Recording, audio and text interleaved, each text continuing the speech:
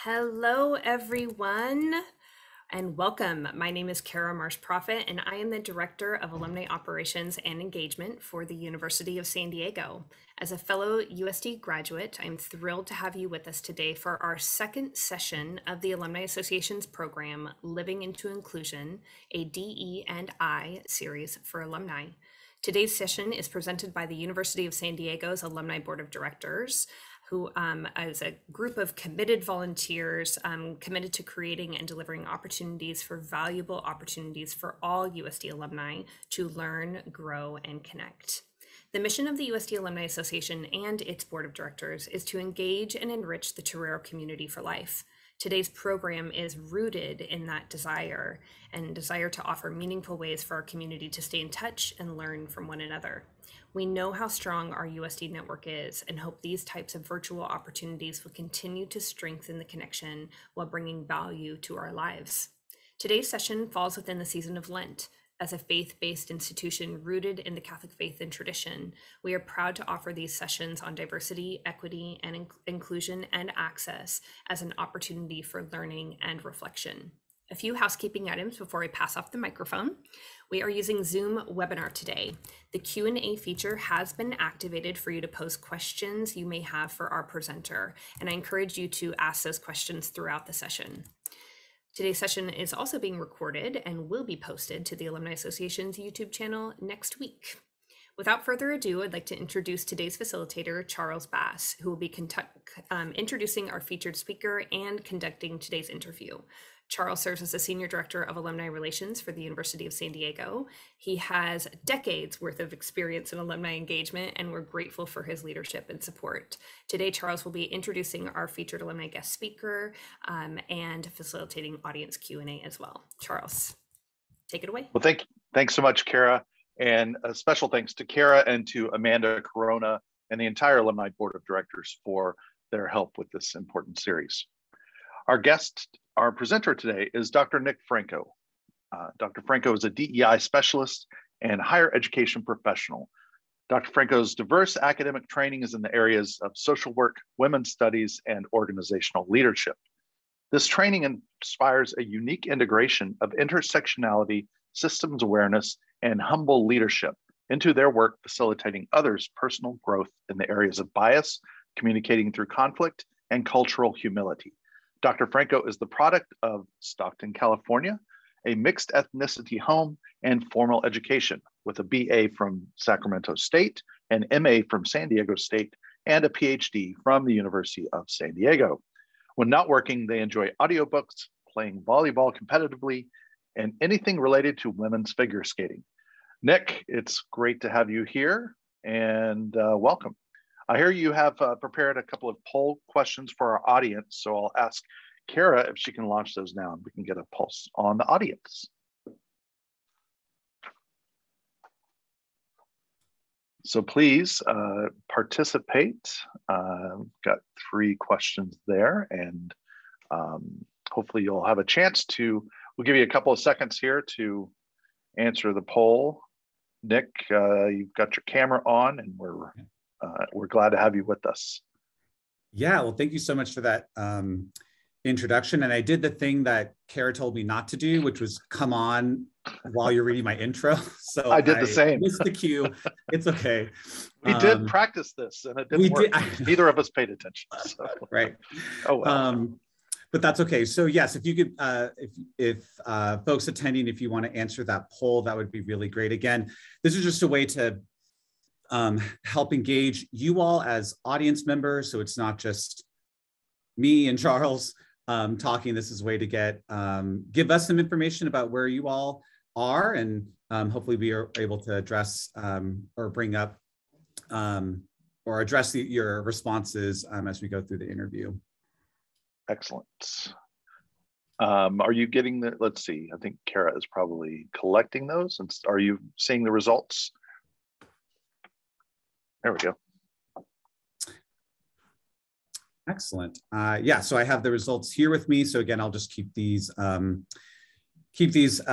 up. So that way, as we're going through the interview, if there's an opportunity to sort of address these, I will definitely do that. All right. Well, Nick, why don't you let's start by you describing your journey to getting to this part of your career. You can maybe tell us what it is you're actually doing right now, and then how talk about how your journey relates to diversity, equity, and inclusion. Sure. So currently I serve as the Associate Vice President for Student Equity, Belonging, and Voice at Eastern Washington University, located in Cheney, not Cheney, Cheney, Washington. And I live in Spokane, Washington, which is on the east side of the state.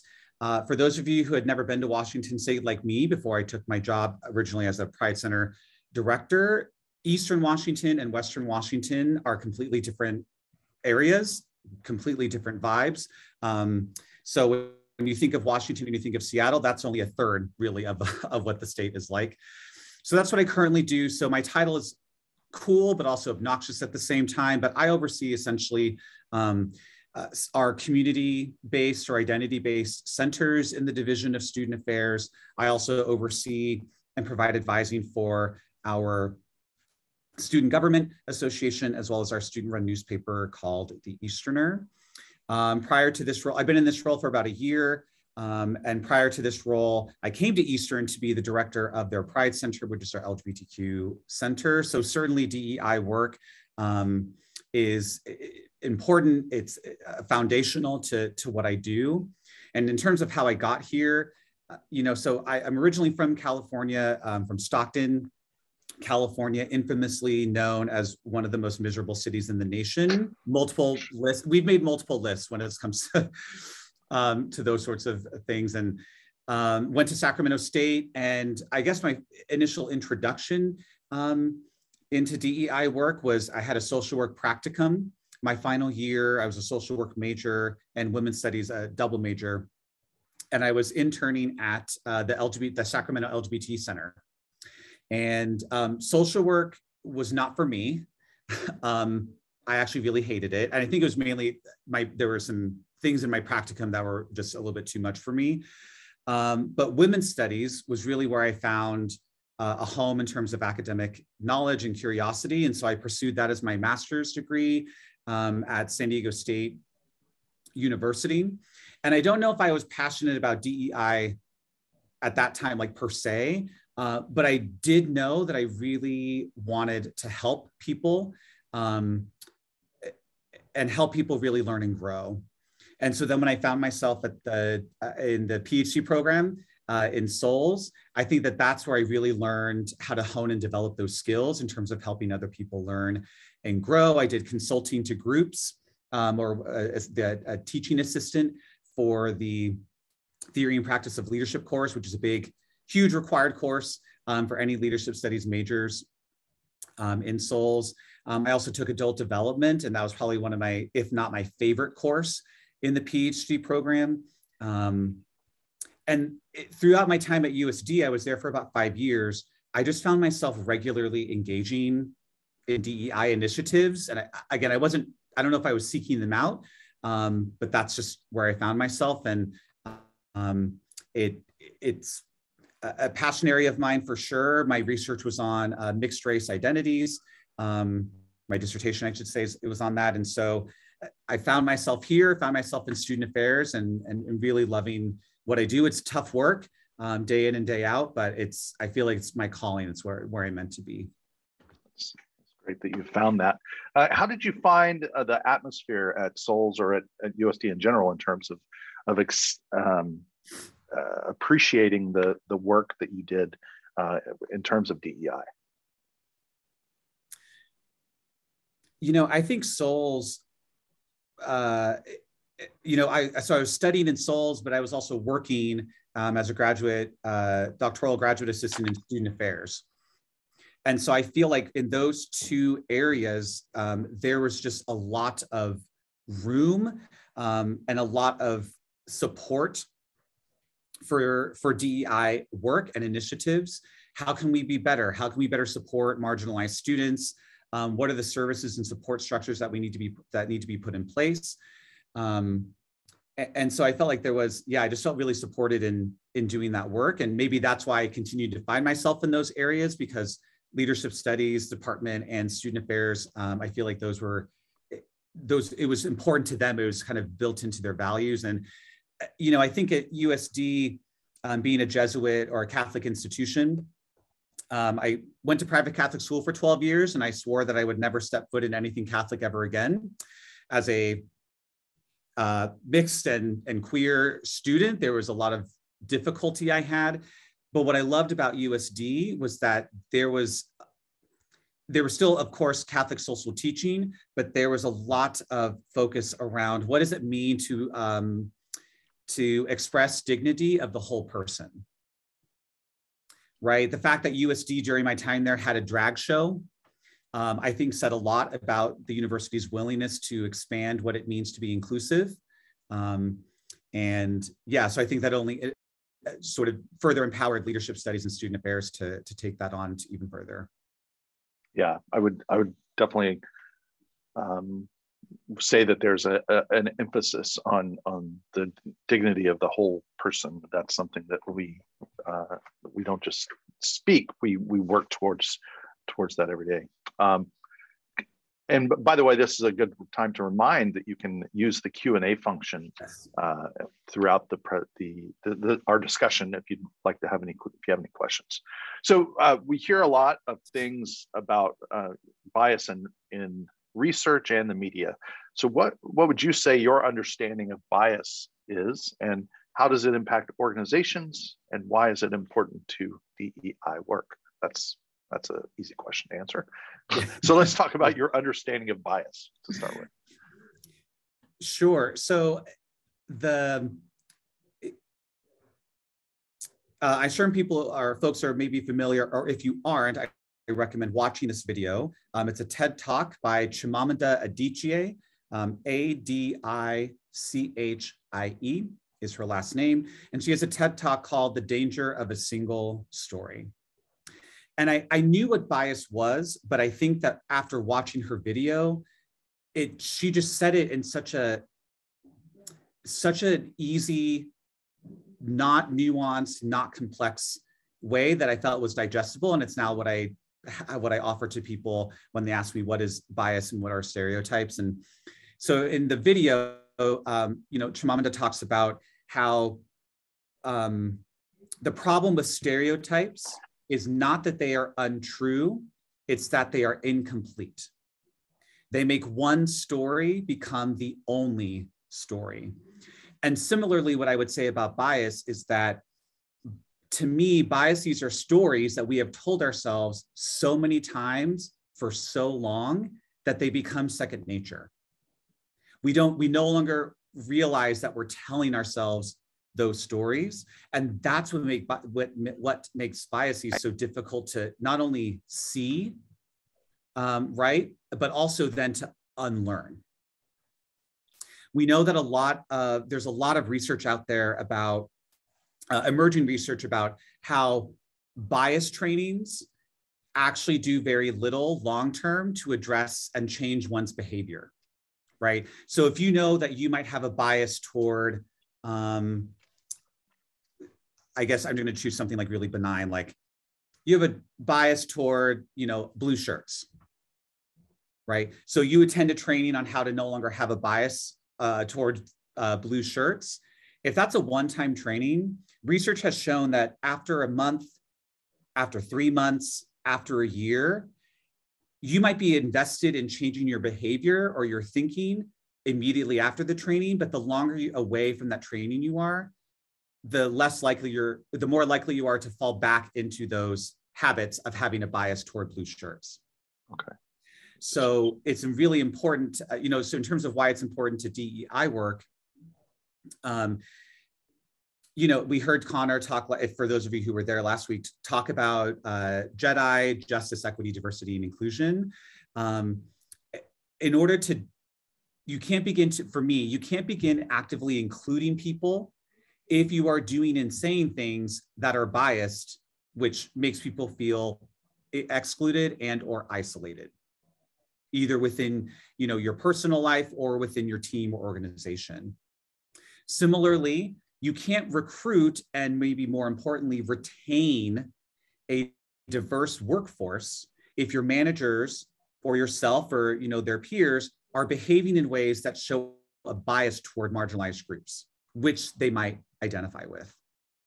And so that's why, to me, that's what bias is to me, and also why it's so important to DEI work. Again, biases often result in things called microaggressions. I'm not sure if Connor or Jessica next week will talk about that, but those are those little micro insults. So things that seem on the surface as nonchalant, as sort of nothing major, but really sort of communicate, again, those hidden biases. For example, people of color are often get this compliment that they might speak, oh, you speak very well.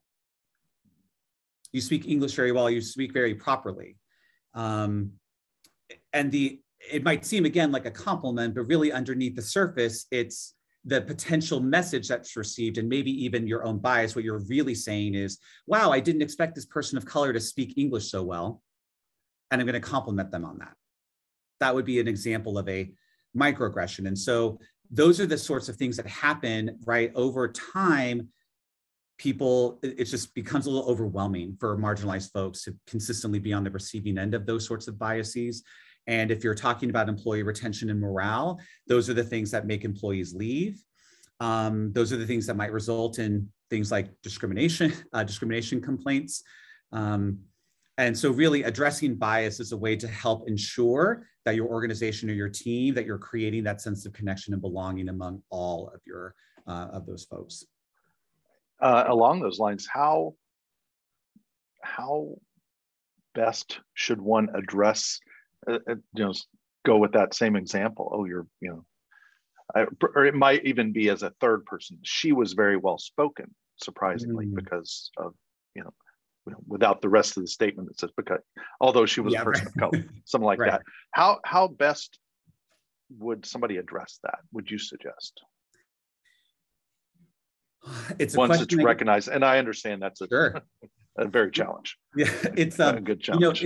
It's a question I get asked so often, and I think people are looking for, and I don't mean this like to be critical. I think people are really wanting, like, what is the solution? And I think it's just not. It depends, which is an answer people don't really like. We don't really like a lot of ambiguity, especially when it comes to things that maybe we're causing harm or we want to address an issue. And I say it depends because there are multiple factors. What is your relationship with this person, right? So sometimes, I could imagine a situation where your boss says something that's like, oh, that just should not have been said, but that person's in a position of authority. And so the solution there, it really depends. Now with my boss, I actually did this the other day. It didn't have to do with bias, but I just gave some honest feedback. I'm like, hey, you know what? You said this in this meeting with faculty, and this is actually how I received it. And I think this is how other people might have received it, which is not, I think, what your intention was. Now I'm able to say that to him because we have that relationship.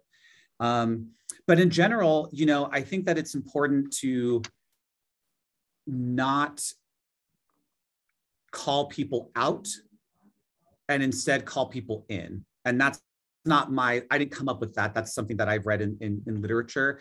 And the difference is, how can we avoid shaming people, especially in a public setting, and instead recognize their humanity and try to call them in a way that is more compassionate?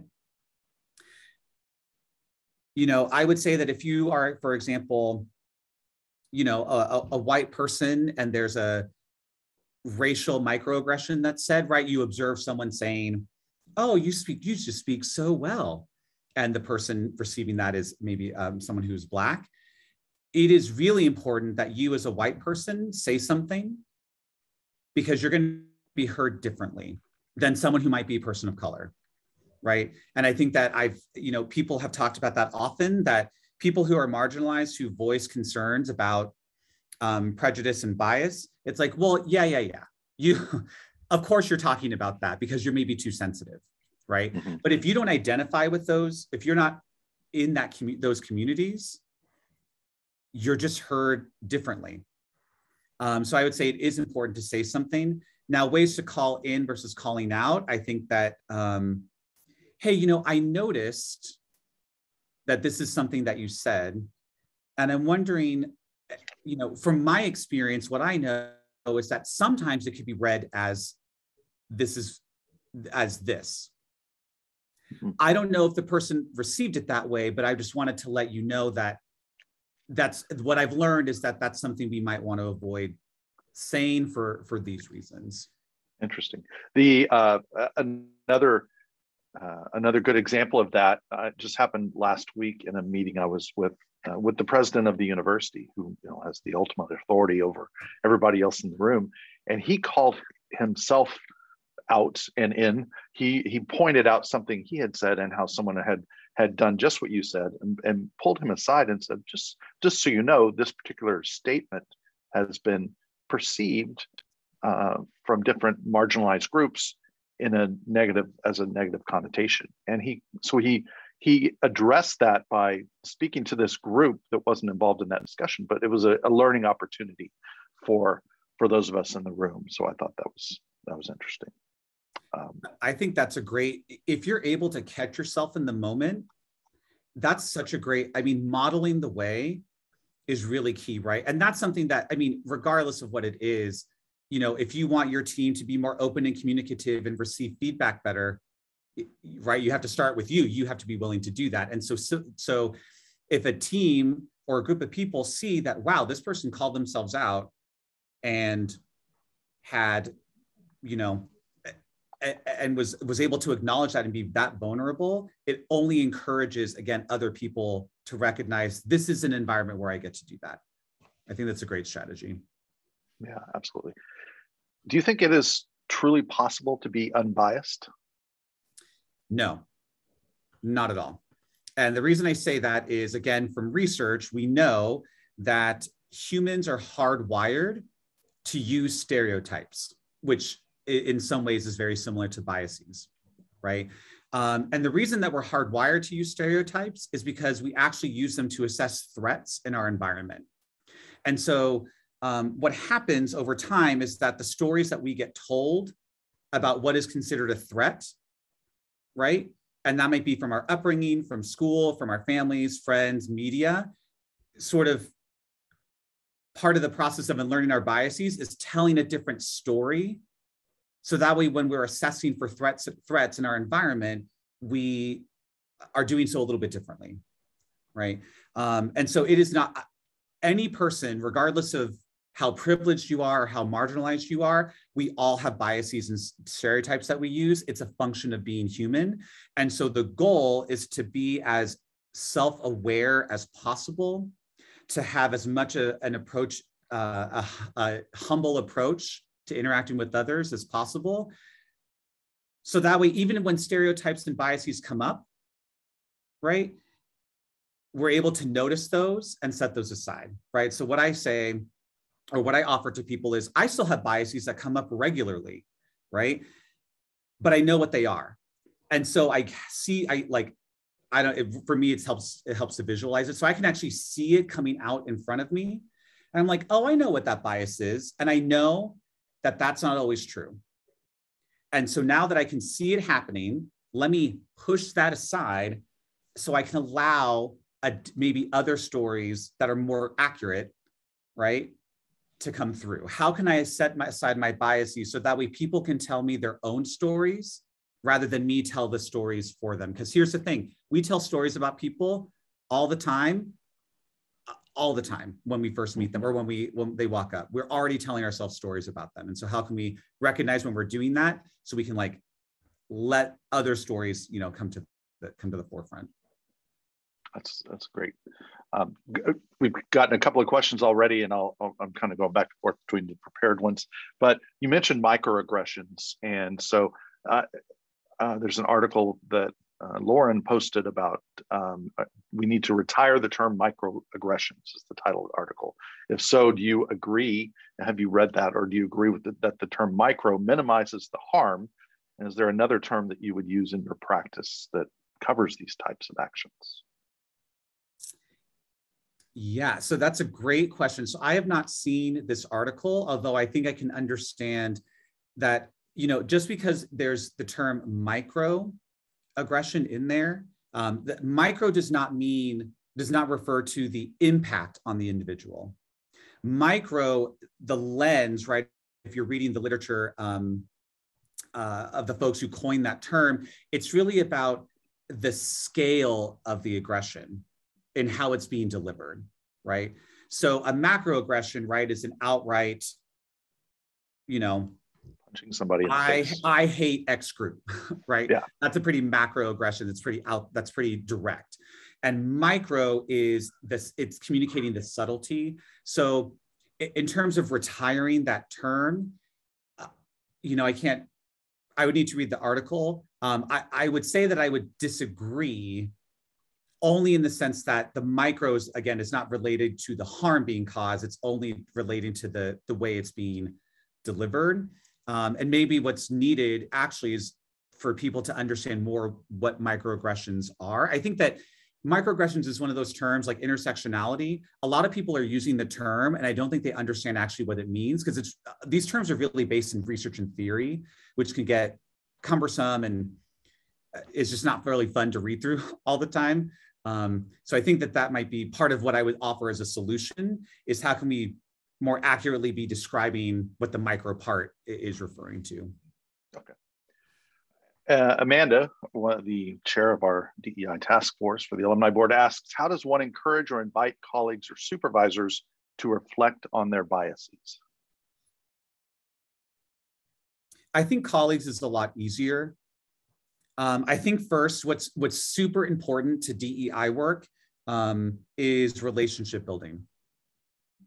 So when we're talking about, especially when we're trying to change a person's behavior or the dynamics within an organization, you're not going to get anywhere if you have not built relationships first. And I didn't realize that until reflecting on my time as the Pride Center director, that I had built up my reputation, I had built up my relationship. So that way, at the end of 5 years, my influence, my social capital had a far reach across campus, right? Even if people didn't know me personally, when my name was mentioned or in a room and I wasn't there, I knew what people were able to say, and they were able to say really positive things. And so because of that, I'm able to push people and be a little bit more, I'm a pretty direct communicator. So, which is not always great, because I sometimes just name the elephant in the room and then people are like uncomfortable by that. And then I'm labeled abrasive. And I'm like, no, I didn't say anything abrasive. I just maybe said the quiet parts out loud that people didn't want. But I'm able to do that because, again, I have those relationships. So I say that's the first part, right? So what is your relationship with that person? Because maybe you're not the person that should have that conversation. Is there someone else you can reach out to who is close with that person and who might be a better fit? But let's say you are that person. I think the approach doesn't have to change so much. I think with a colleague, it's a little bit easier because there's maybe more collegial. There's not that power difference there. And so it's simply a matter of like, hey, you know what? This is what I heard. And this is how I think it could have been read, but I think you might have had a different intention. So I just want to check in, like, what was your intention with that? I think it probably, and then working through the education piece, right? So, when I hear this term, this is from what I've learned, this is what it could have meant. So it might just be worth saying it differently. I think the same could be true of a supervisor, but with a supervisor, I try to say, hey, you know what? I have some feedback for you. Is it okay if we either make some time later, or, do you have a few minutes where I can sort of go over that with you? I think that's important too, because you want to give as much as possible, giving someone the opportunity to be invited in, rather than you saying, like, we're going to talk and I'm going to tell you these things. That's critical. So approaching it in a less confrontational manner, yes, that isn't always well received, nor is effective necessarily. Yeah. Right. So, good. Again, reminders, keep those questions coming in the Q&A. So Nick, social justice and inclusion is a process and not really a destination or endpoint. how do you stay current or educated on issues? Yeah, I think it's important to first diversify your sources of information. One of the things that, one of the activities that I had been introduced to was called How Diverse is Your Universe? And it does seem a little maybe like juvenile, but I think even for, folks well into their career, I think it's important to take stock of the diversity of your circles. So the activity is that there are different color beads that everybody has access to, and they all represent different things. And so there's a question. So, what identities does your dentist hold? And so you pick the appropriate beads. Okay, what identity, what is the identity of your supervisor? Identities of your best friend or your close-knit circle, right? And you go through these different things that people might generally interact with on a weekly or monthly basis. And then at the end of all the questions, you look at those beads and you can literally see how diverse are the colors of those beads. And so if your group is pretty homogeneous, right, that would be indicative that maybe it might be worth reaching out or hearing from or searching for stories and voices that are different from that. I think the same thing about news sources. The media is pretty biased no matter what. I would say, no matter what your source of info is, I think some are worse than others. The one thing I like to use, or that I get a week daily email from, is a source called The Week. So WEEK. And they send here are 10 things you need to know for today. And what I like about The Week is that, now you might say that they have some bias in the stories they choose to report on or to highlight, but you get 10 stories and all they're telling you are facts. And if they do include perspectives or sort of analyses, it's this group feels this way, other folks might say this way. And they're really, particularly around sort of US politics, Democrats tend to think this way, and here's a Republican response. And it's said in a very matter-of-fact way. There's no judgment on what those perspectives are. And I think the other thing too is as the link that was put into the Q&A to that article was actually from the Harvard Business Review. So lots of, well-known and well-established periodicals and even professional organizations are focusing on DEI. And so, depending on your field, what are those periodicals and professional orgs, and what are they saying about DEI, right? So that way it's a little bit more relevant to your field.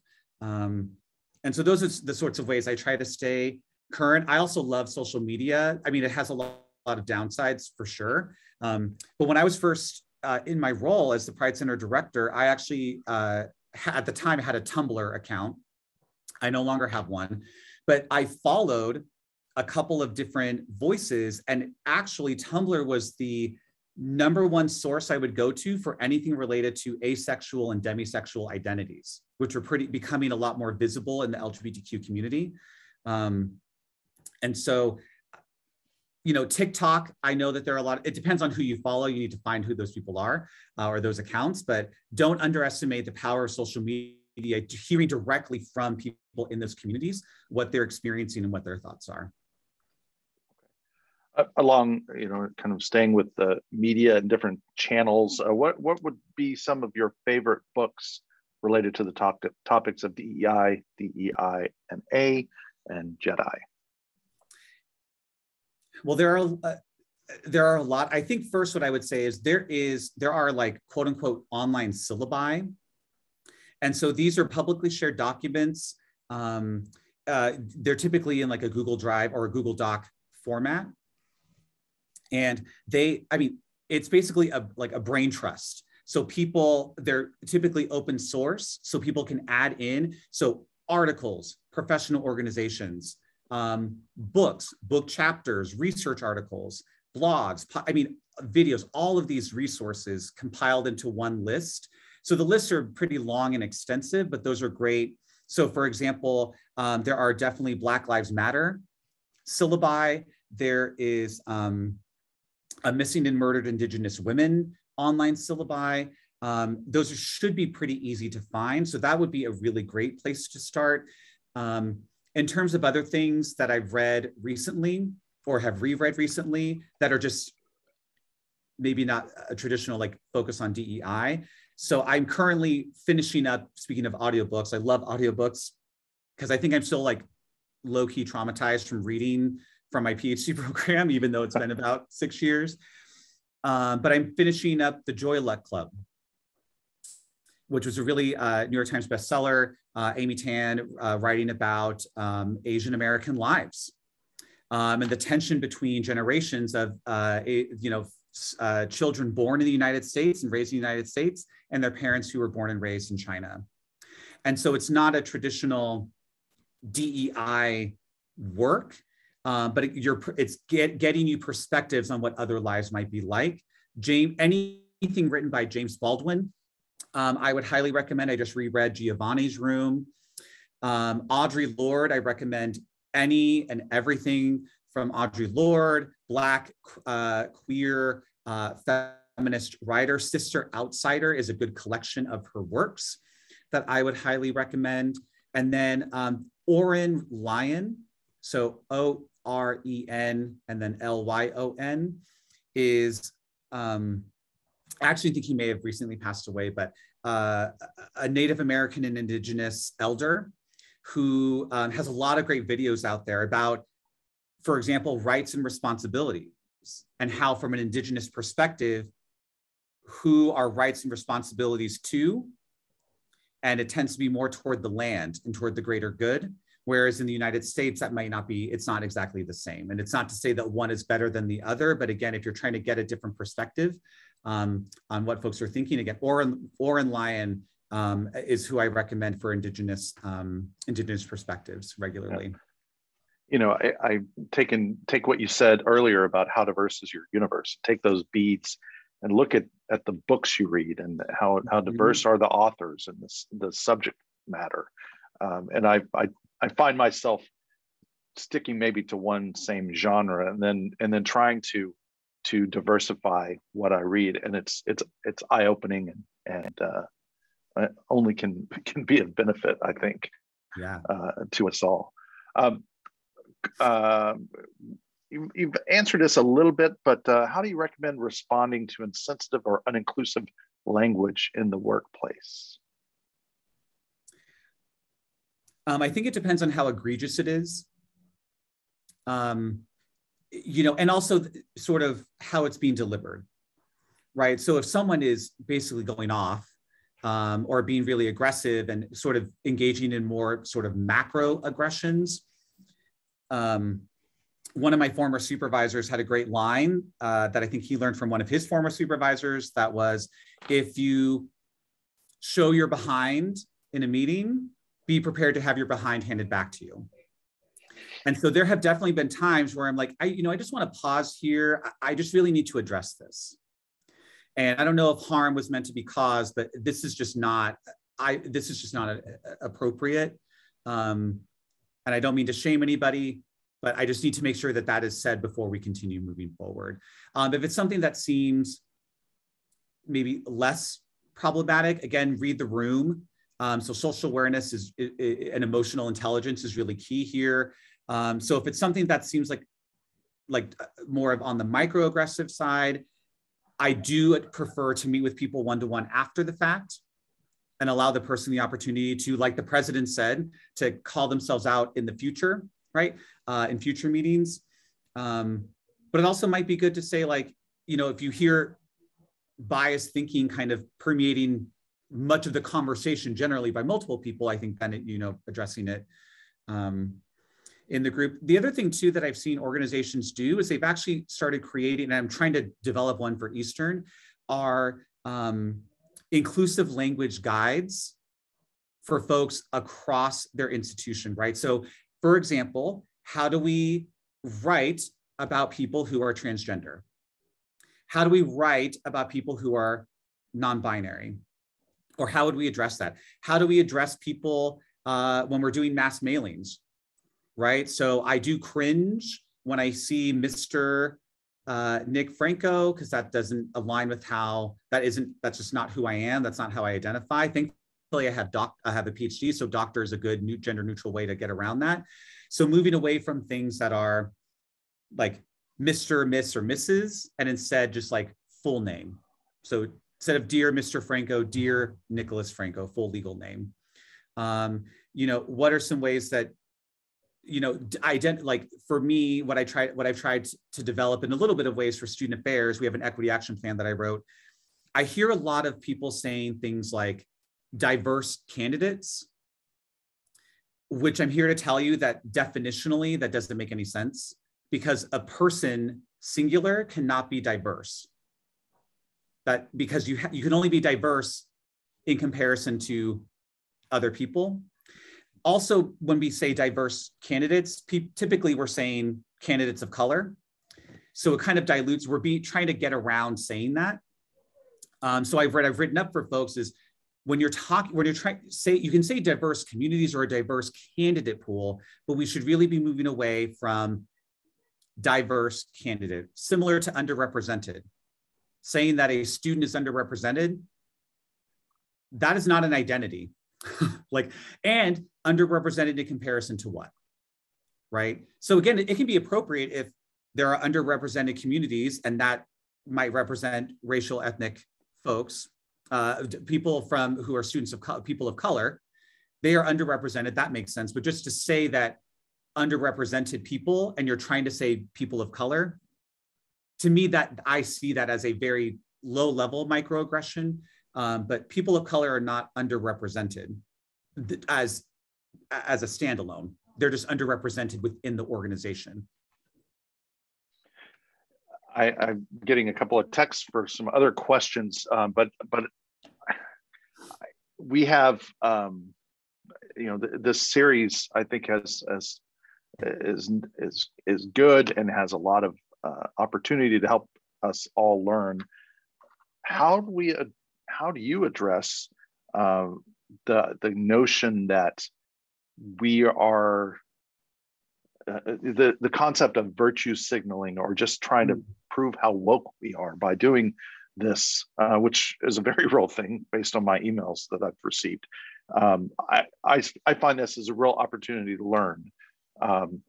How would you recommend we address those comments? Gosh, well, I think what I'll say about virtue signaling is that it is very evident when people are virtue signaling. And the reason it's evident is because what have been the actions you have taken prior to this email or to this memo or to this campus-wide announcement that has demonstrated that you actually have been doing this work all along? If you haven't been doing the work all along, or if people aren't aware of that, and you suddenly come out with a statement condemning a sort of action or kind of saying like, we care about diversity, it's going to come across as virtue signaling, because it probably is. It's really easy to say things, or to another sort of microaggressive practice is when we put faculty or employees or students of color that represent visible diversity in marketing materials, but maybe they don't actually get the level of support required to help them feel like they belong. I think USD, to be clear, I think USD has known that and has been working on that. I think lots of universities are now doing that. But that was sort of like 1990s, early 2000s virtue signaling was, let's put all the people of color on the covers of things, and then not actually, support them. But I think that's what I would recommend, is the commitment has to be there. Now, let's say something does come up and you do need to be more reactive and you need to address something more immediately. I think it's whatever you say, you have to be willing to commit to after the fact. And I think the follow-up, so doing the work before, but if that can't be done, that you're committing yourself to the work after. So that way you're not virtue signaling, but you're again, it's about demonstrating commitment, because words and pictures will say all the things that we want, but what's happening behind that? Yeah, the actions, the old-fashioned actions speak louder than words, yes. Right? So, all right, here's a question from the audience as well. DEIA or JEDI work seems prevalent in academia, as we just talked about, fortunate for us. How can those working in corporate or perhaps even as entrepreneurs that may not have these organizational prompts and encouragement keep this work top of mind as we look to better understand our own biases as human beings? That's a great question. And there are a lot of great companies out there who are providing, I would say, quality, because I think there are a lot of people providing services around DEI to the corporate world. I don't know if they're all quality. But for example, I know that I actually do work sort of on a contract level with Bias Sync, SYNC. And so they actually use data and have a really advanced sort of data analysis approach. So they will look at data from your company, or they can do lots of things, but one of the things they do is they look at your data that you have as a corporation and are able to provide you, okay, so here's how you should move forward based on what the data are showing and based on what our models and approaches would recommend based on what that data. So, so there are ways to do that. I think that I think outside help is really the way to go. The other thing I would say too is often what is common is corporations and businesses will have diversity statements, or they will have values that might be, you know, inclusiveness, or explicitly say DEIA. And so that's your in, right? If it's a value that's stated in your company's mission statement or in your value statement, then the company should be investing in making that happen. I think that the maybe more tricky part is if that is not present, that would be the first step. Because once there's the commitment that it's your values, then you have to do something about it. What I would also say is there are small things that you can do. It doesn't need to be, like for employee resource groups are becoming very popular, right? Around race and ethnicity, around sexual orientation and gender identity. There are lots of great models out there. So that's another thing too, is because it's so prevalent, companies would find it hard pressed to say like, well, that's not best practice, or, well, it's not being done and it's so new. It's no longer new. And there was one other thought that I had, but now I've seemed to have lost it. But I think that, again, those are great starting points. And I think that especially if you're at the starting stages, having an outside party help you with that, who are the experts. So that way you're making sure that you're setting the foundation well. One more audience question. We have a couple more minutes if you have any other questions, but do you have any recommendations on how to make sure that disability is part of DEI conversations in the workplace?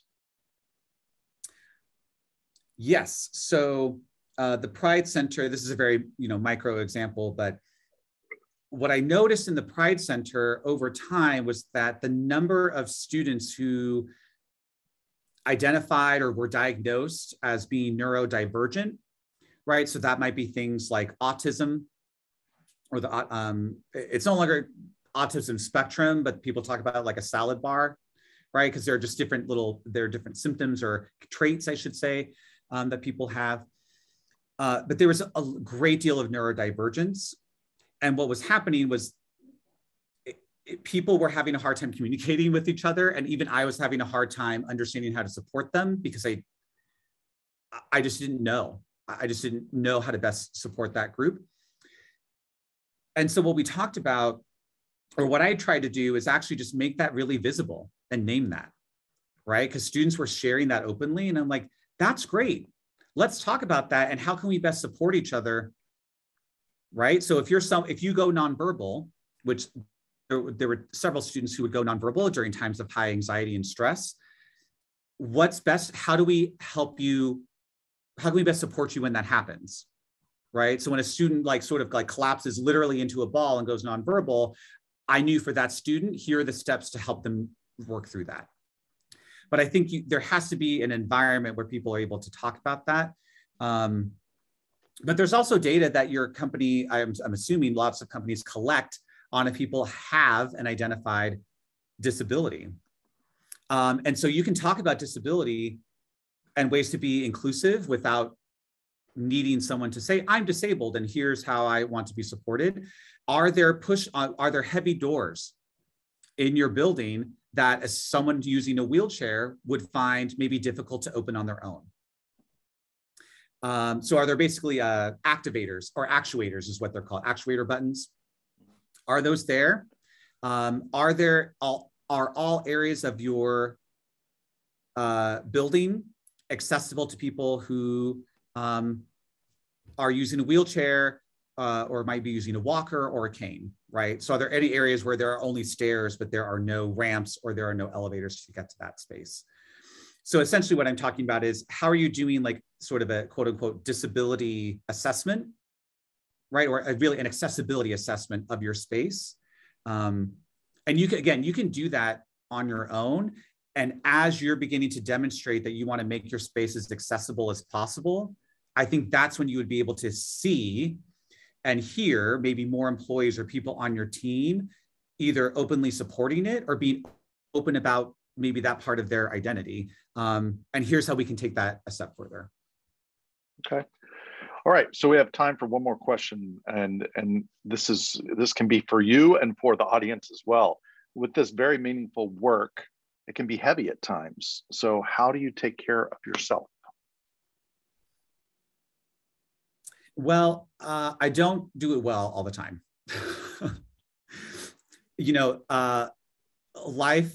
The world is wild and it just seems sometimes to be on fire. And I think some parts of the world are literally on fire and there's a lot of suffering. I think we're seeing, at the tail end of the pandemic that things are just hard, like and unnecessarily so. People are shorter with each other. There's collective trauma, right? That's impacting us in different ways. So I think part of what I try to remind myself of as part of my sort of, how do I keep myself well, is just acknowledging that things are, and I want to use a curse word, but I'm not going to because this is recorded, but things are just really poopy right now. And so I'm not going to be perfect and there will be hard days and that's okay. Right? So giving yourself permission that like, if I can't get to this email, or maybe I have, like right now, I'm 3 days behind on emails because I just literally can't get to them. That's okay. Because I'm also pretty good, like 45, 50 hours a week. That's when I begin to start capping like, nah, this is, I'm able to do that. Not everybody is. You have to find the activity that renews you. So for me, it's gym or the volleyball. I carry a lot of weight physically in my back. So as much activity and like sweating all that out actually it's very therapeutic for me. I love audiobooks and I love figures, like low key, maybe obsessed with figure skating. So those are the things that renew me. And I spend time there's my circle of friends, my partner as well. So you've got to figure out what that is for you, and you have to make the time. I think there's this like false narrative that like, or people say like, oh, I just don't have the time. I don't have the time. Maybe. I think reframing that as I'm choosing not to make the time. We typically have the time. We're just choosing other things, right? So are you on your phone all the time? I am guilty of this. So I've started to I physically should not be holding my phone this much. I physically should not be looking at the screen. And that's actually helped me in terms of my mental health. So you have to be willing to try things to get you to where you're decompressing, and also go to therapy. Like most people, if not almost all people, should be seeking out and participating in mental health care from someone who is licensed to do so. That's what's, I think, far and above anything else. If I didn't have that foundation for the last couple of years, I would have been drowning during the pandemic. That's what's helped keep me afloat. So that's what I would say is you have to make the time. Really recommend reaching out for mental health resources and then practicing new activities. So what you're doing might not work, and that's okay. What are those other things that you might be able to do? Like to give yourself grace, I think is give yourself and others grace. Yeah. I'm reminded I was short with the dry cleaner person today, and I shouldn't have been that way. So, but give yourself grace. And Dr. Nick Franco, thank you so much for spending this last hour and helping us think through some of these important topics. And again, we're grateful. I don't know if you have any last remarks. This is your opportunity. Well, thank you, Charles, and thank you to the alumni board and to everybody, participating, for allowing me to spend some time with you and to give back to my alma mater. I do miss USD in San Diego. And so I wish you all well. Again, thank you all for the space, and feel free to reach out to me and follow up with me anytime. I'm pretty easily Googleable. If you search up Eastern Washington University and Nick Franco, you should be able to find my contact. I'd be happy to follow up with folks afterward if they'd like. Great. Well, thank you so much. And now we'll turn the program over to Kara. Thank you. That was amazing. Nick, thank you so much for sharing your energy and kindness and background with us. So many wonderful tips for sure. Thank you to all of our attendees, and for those of you who are listening in via YouTube after the fact. The Alumni Association is not letting up off the gas in terms of opportunities to connect with one another, learn from one another, and share community with each other. You can see a lot of different ways here that are listed, and we'll also be sending a follow-up as it pertains to our last virtual session as part of this series, which will be held next Wednesday, April 20th at 11 o'clock a.m. Pacific time, featuring Dr. Jessica Williams from our PhD program in Souls. So please take good care of yourselves. I look forward to connecting with all of you, and have a great day, Toreros.